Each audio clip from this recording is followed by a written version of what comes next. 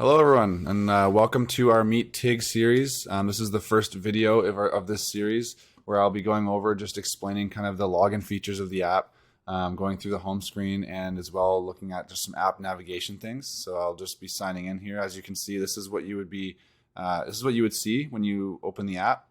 So I'm going to sign in with Google just because I've already been signed in. But you can use the Discord option as well. That connects you through our team as well on the Discord app. But anyways, that's your choice there.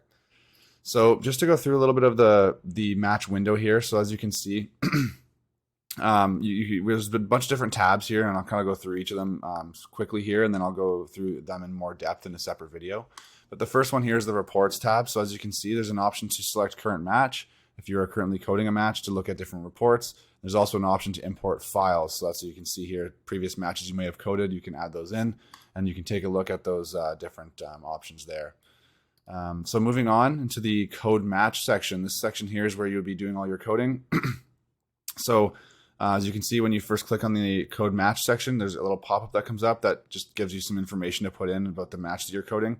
On the right side here, you can see kind of the match window, and then you can also see on the left side here the data input section.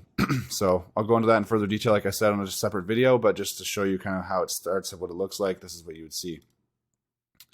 So moving on to the teams and seasons section. So this is where you will create all your different seasons for the teams that you're coding for, and you'll also input the teams in here as well. So like I said, I'll do this in further detail in a separate video, but just to note, this is the section that you would add those teams in. So moving on to the general settings, so this is where you'll see the PSP, so the probability of scoring points, and that's on reception and serve phase. So you can see here you can input these values for different teams depending on what you're looking at. The skill efficiencies are also in here, so how much each thing's worth. And then, like I said, I'll go into more detail there about this section in a separate video, but just to show you kind of where it is and what it looks like, because that's what it is. Lastly, going into the coding defaults, so this kind of just allows you to customize the different hotkeys that you want to set for your coding.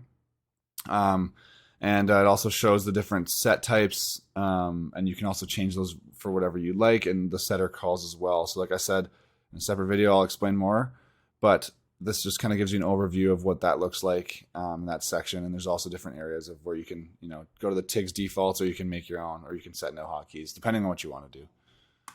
So that kind of wraps up this video about the just main app navigation and kind of what the app looks like upon login.